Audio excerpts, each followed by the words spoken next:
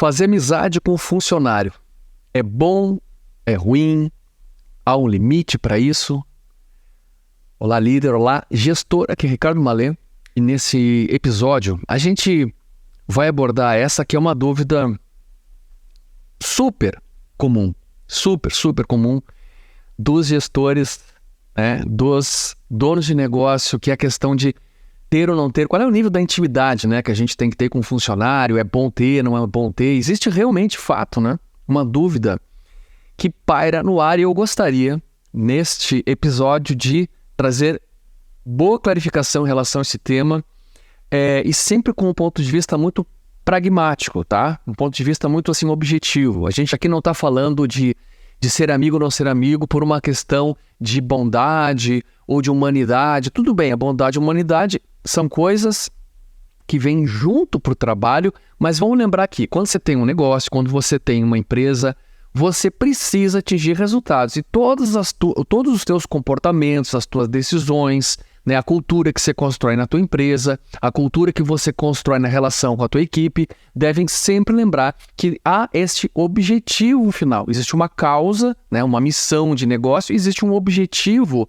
né, que deve levar a melhor desempenho, mais engajamento, mais produtividade e, consequentemente, mais lucratividade. Então, a minha abordagem aqui, ela é super pragmática, tá? Vamos entender o seguinte, quais são as situações, os problemas, as implicações desses problemas em relação à questão da amizade. Então, a dúvida, né? Devo ou não devo fazer amizade com o funcionário? Tem gestor que responde categoricamente sim e vai ao extremo desta decisão, saindo, por exemplo, né, fazendo uma festa. Bom, vou sair na noite aí com a minha equipe, né, vou convidar um liderado, um funcionário mais veterano e vamos criar um laço de intimidade super estreito e sai para balada e vai fazer farra e coisa e tal. Bom, qual é o problema desse tipo de decisão, desse tipo de escolha? Primeiro é que é natural quando você tem esse nível de intimidade com uma pessoa do teu trabalho, que essa pessoa, ela, primeiro, vai perder o senso de hierarquia. Óbvio que nada disso é uma obrigação, são apenas tendências. A tendência é que essa pessoa perca o senso hierárquico, né? E comece a acreditar que se ela é assim, tão próxima, tão íntima de você, que ela pode inclusive até mandar em você, enquanto na verdade você deveria estar direcionando muitas vezes a pessoa, né, que esse é o seu papel como líder, dar a direção, né, desenvolver as pessoas, melhorar a sua maturidade, seu desempenho. Então fica muito difícil você conseguir manter essa noção de hierarquia natural, né, uma hierarquia baseada na responsabilidade, não só na questão do poder de mando, mas principalmente na sua responsabilidade.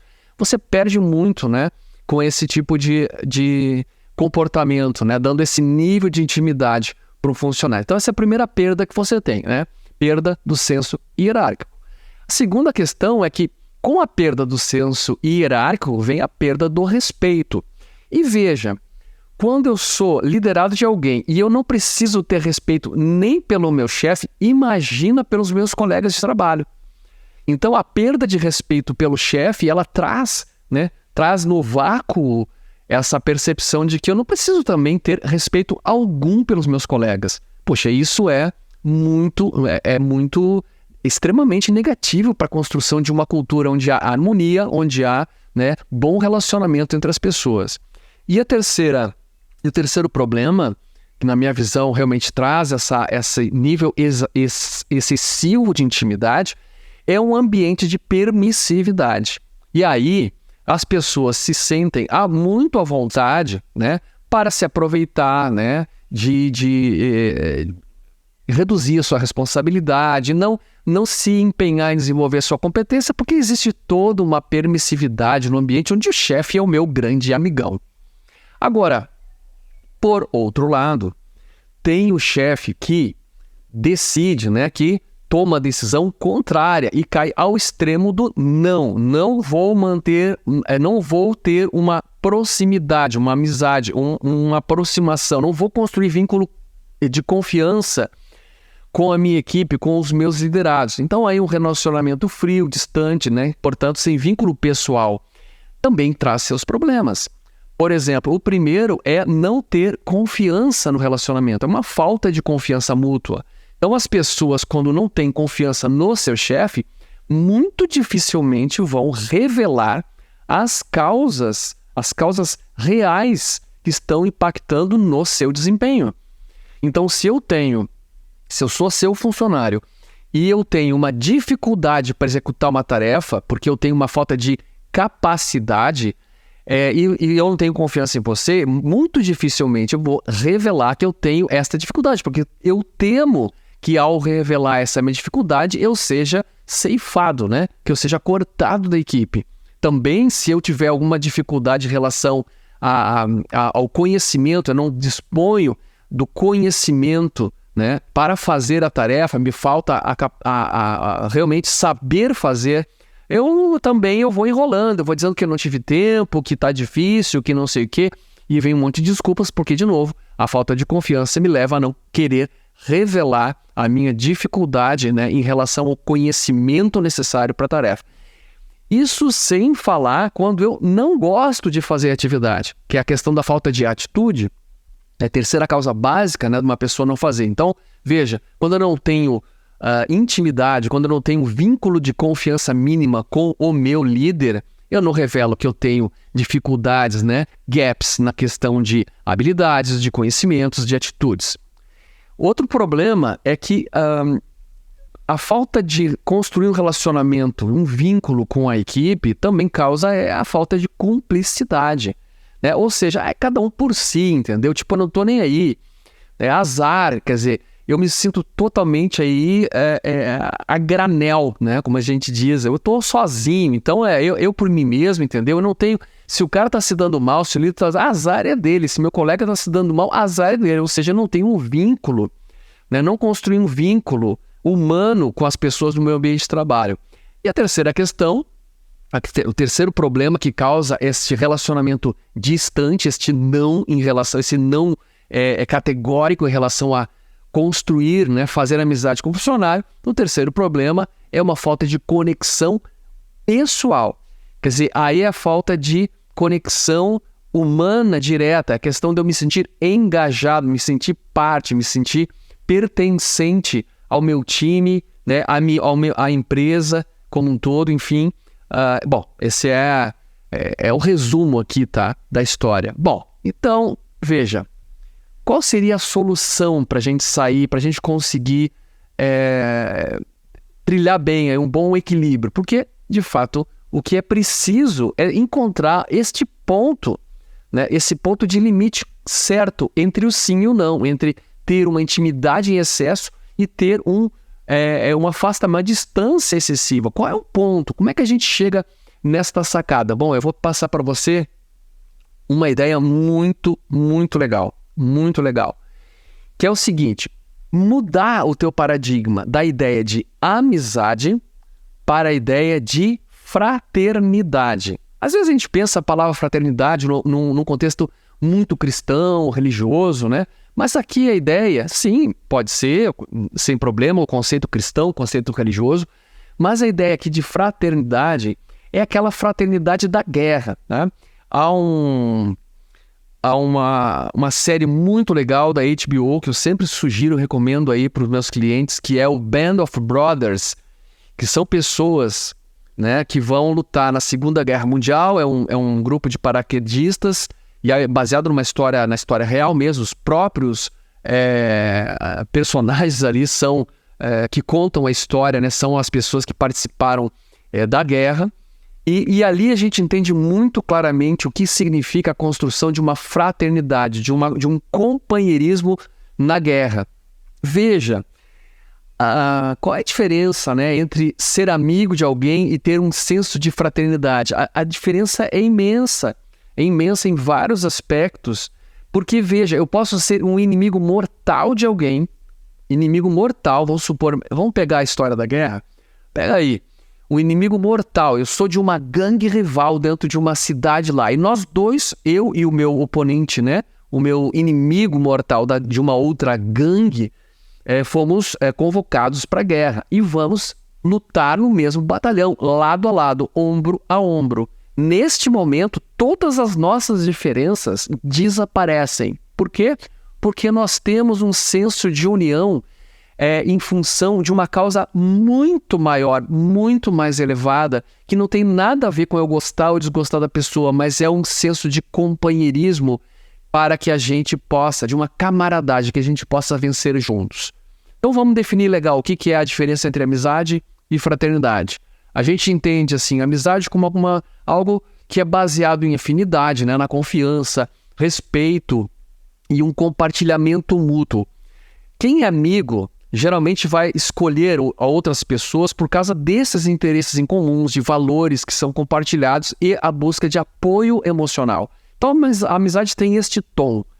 Já a fraternidade já é um senso de união e conexão entre pessoas que compartilham um vínculo mais profundo. Olha que louco isso. É mais profundo do que uma mera amizade. E lá no finalzinho da nossa explanação, você vai entender por que há uma diferença, né, de profundidade entre amizade e fraternidade, né?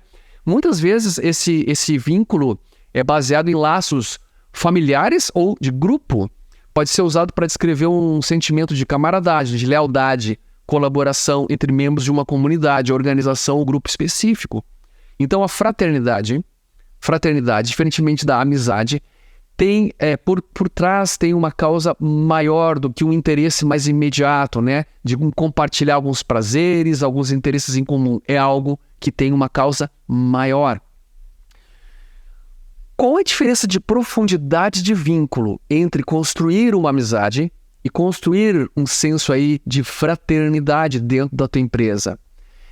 Na amizade, né, embora as amizades elas possam ser profundas e significativas, elas não necessariamente envolvem o mesmo grau de comprometimento e responsabilidade que a fraternidade pode ter.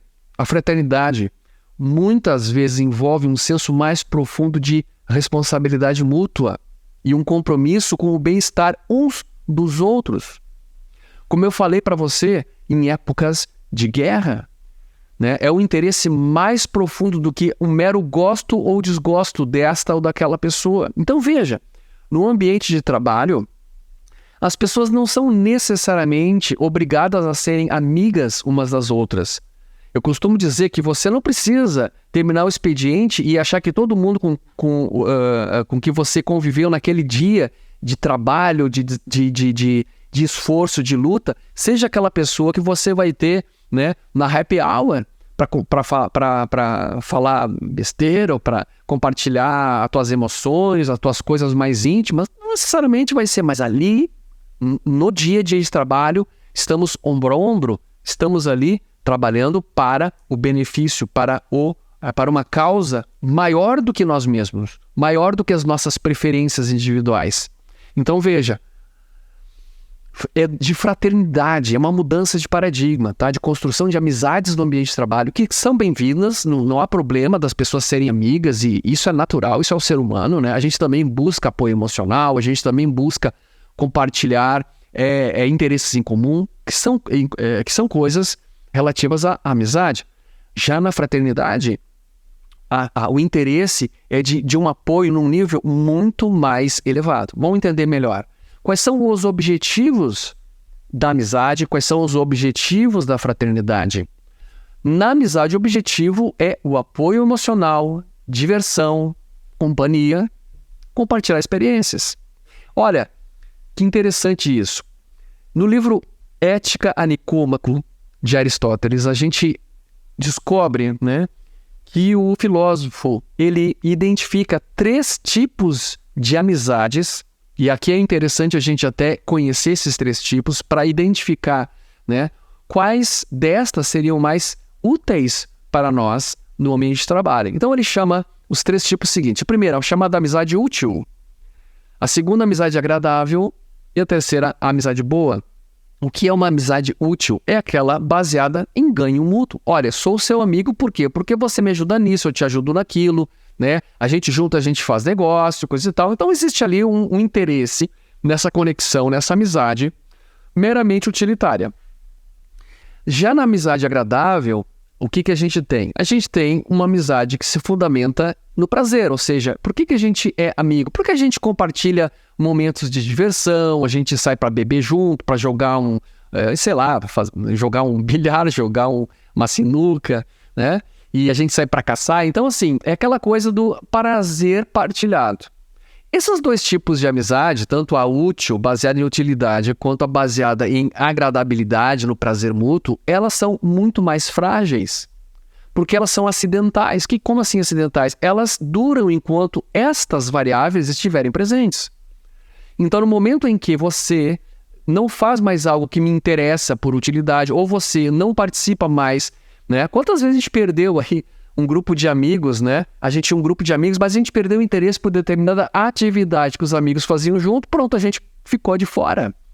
Por quê? Porque as pessoas estavam se unindo para fazer aquela atividade. Quer ver um exemplo simples? O pessoal saía toda quinta-feira para beber e falar mal de não sei o quê, né? Falar mal dos seus chefes. Você pensa, puxa, que perda de tempo isso aí, né? Encher a cara e ficar falando mal, né? Do meu chefe ou da não sei lá o quê. Isso aí não tá me levando a nada. Você mudou o teu sentido, né, de o que é um encontro agradável. Isso não é mais agradável para ti.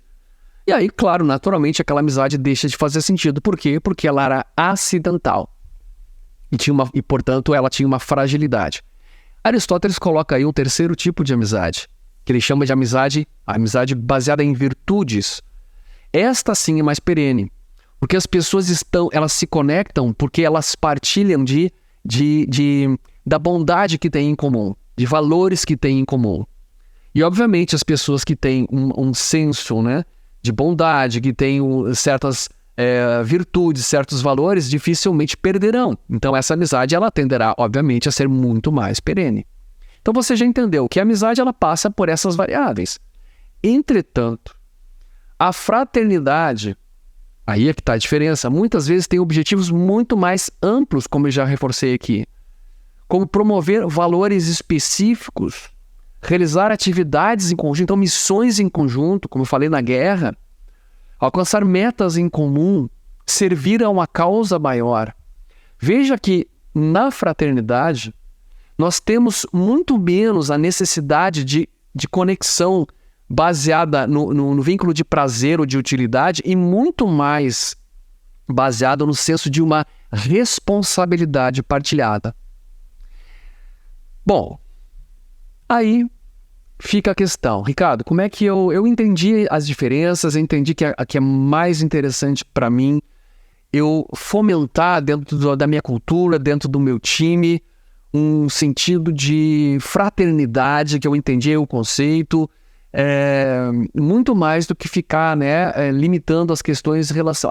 de novo, né, a amizade ela acontece naturalmente, é espontânea, as pessoas se conectam por se identificar, tá, mas não é isso que você, de fato, precisa para diferenciar uma conexão, um vínculo, uma potência de time muito mais útil para o teu resultado. Você já entendeu que a fraternidade ele tem muito mais poder, muito mais consistência. A questão é o que fazer. Como estimular o senso de fraternidade dentro do teu time, dentro da tua empresa? Vou lá, algumas dicas. Primeiro, eduque pelo exemplo. Então, se você quer desenvolver esse senso de fraternidade, seja fraterno. 2 dicas essenciais nesse ponto. Respeite as pessoas. O respeito é um ponto em comum na construção de um sentido de fraternidade. Respeite as pessoas e seja sincero. A sinceridade é uma atitude imprescindível para a construção de um senso de fraternidade. As pessoas, obviamente, né, se as pessoas não confiam em você porque você não é sincero, fica muito difícil as pessoas quererem desenvolver responsabilidades partilhadas com você, que é o ponto, né, a tônica da fraternidade. Então, pronto, começa por aí. Seja respeitoso com as pessoas e, ao mesmo tempo, sincero. Eu já falei sobre esses elementos em outros episódios aqui do nosso podcast, principalmente quando eu falo em questões de estilos de relação ao conflito. Procura por aí, em algum episódio eu falo mais aprofundadamente sobre isso. Segundo ponto, cria aí uma cultura de cooperação e convergência, que na verdade nada mais é do que você replicar esse comportamento de respeito e sinceridade agora na equipe. Só que para que você fomente essa cultura de cooperação e convergência, você precisa criar mecanismos inteligentes, por exemplo, a meritocracia. Então não adianta nada você criar assim todo um discurso em que as pessoas precisam cooperar, que elas precisam, né, ser fraternas e partilharem responsabilidades, quando você cria uma cisão interna. Você cria, por exemplo, um mecanismo que assim, olha, quem fizer melhor ou não sei o que melhor do que não sei quem vai ganhar mais, não sei o que, vai ganhar mérito e os outros não vão ganhar. Naturalmente, se eu só ganho pelo meu comportamento individualista, se a única coisa que é valorizado, que tem valor, é o resultado individual, não que ele seja ruim, ele é importante, né? Mas se a única coisa que é valorizada é o meu resultado individual, obviamente eu não vou olhar para o lado, eu não vou querer colaborar, não vou querer cooperar e eu não vou estar preocupado em convergir. Eu vou fazer o meu e pronto. Então você tem que ter atenção como a tua meritocracia ela é construída. Também sobre esse ponto, falo em outros episódios, acredito que sim, também já gravei um monte de coisa, né? Mas já expliquei, mas tem toda uma mecânica para fazer isso bem interessante, tá? Até pode ser assunto, com certeza, de uma mentoria, né? Todos esses pontos aqui são assuntos de mentoria que eu trabalho aí com o pessoal, né? Dentro do nosso trabalho de mentoria para gestores, para donos de negócio. Tá, mas a meritocracia inteligente, só queria pontuar aqui um ponto de fato essencial. Por quê? Porque, claro, né? O discurso sendo bonito, mas se a prática estimula um comportamento que ele não é fraternal, não é cooperativo, obviamente que as pessoas elas vão fazer aquilo que a cultura está valorizando. Terceiro ponto, então, celebre as conquistas do time. Puxa, então se as pessoas elas conseguem entender o espírito de servir em conjunto, né, de partilhar responsabilidades, comece a reforçar isso a partir de feedbacks positivos. Então, celebra as pequenas coisas. Na rotina, pequenas coisas que vão acontecendo, que demonstram que essa fraternidade está acontecendo, vai lá e valoriza, elogia, agradece, aperta uma mão aqui, dá um sorriso ali, então isso é legal. Agora, também tem as grandes conquistas, que não são aquelas de rotina, são aquelas que são, as grandes conquistas são resultado de um processo maior, de um período de tempo maior. Estas grandes conquistas de time, tá? Valem muito você fazer isso num evento mais estruturado. Então, quando existe essa cultura de valorizar pequenas conquistas de rotina, com pequenas demonstrações, como eu falei, é um elogio aqui, é um aperto de mão ali, é um sorriso, um muito obrigado acolá. E as grandes conquistas em eventos mais formais, mais estruturados, você começa a demonstrar que você está construindo uma cultura de fraternidade. E, finalmente, o quarto ponto aqui que eu quero valorizar reforça aí a missão do teu negócio. Porque a missão é aquele sentido que demonstra que é mais importante do que eu, somos nós, mais importante do que nós é o todo. Então, essa sequência do ego, né? Saindo do meu euzinho ali, de que o importa é o meu saláriozinho, é o meu bônusinho, né? E o resto que se exploda, não, peraí, do eu pro nós, então nós é a fraternidade, e do nós, o que nós estamos fazendo como uma missão do negócio para o mundo, para a sociedade, para os nossos clientes, para o futuro. Isso é missão, tá? Então, aí começa a justificar aquela frasezinha que estava lá na parede, pendurada e que ninguém dava mais bola, a tal da missão, mas ela vai ser importante no momento que as pessoas de fato conseguirem migrarem de um sentido do euzinho para o nós e do nós para o todo. E é isso. Então, gostou desse conteúdo? Legal, né? Basicamente, mega resumão é o seguinte: adota o paradigma de fraternidade, muito mais importante do que você construir amizade com a tua equipe, o que pode acontecer naturalmente. Lembre-se que você precisa ter a construção de uma cultura de fraternidade, de companheirismo, de comprometimento mútuo, de responsabilidades partilhadas. Olha, por hoje é isso, né? Fazer um tempo imenso que eu não gravava um episódio. Esse aqui vem depois de alguns, eu acho que já são alguns meses que eu estava sem gravar. Eu fiz questão de colocar aí um conteúdo bacana, diferenciado. Eu não gosto de gravar o mais do mesmo, eu gosto de trazer coisas novas, de trazer coisas interessantes. Acredito que esse conteúdo traz uma reflexão bacana. Espero que você tenha gostado. Fica comigo, continua aí seguindo o nosso podcast. Se não se inscreveu ainda, se inscreve. Aperta em alguma plataforma, você deve estar vendo isso ou em vídeo ou em áudio. Então, se inscreve aí para receber notificações dos próximos. Se quiser conhecer mais o meu trabalho, você sabe que eu sou o Ricardo Mallet. É só procurar na internet, Ricardo Mallet, Ricardo M-A-L-L-E-T. Você vai encontrar o meu site, que é ricardomallet.com, e vai poder conhecer a minha proposta de mentoria para donos de negócio, para profissionalizar a gestão e também os cursos online que eu ofereço. Falou? Fortíssimo abraço e a gente se vê aí num próximo episódio. Tchau, tchau.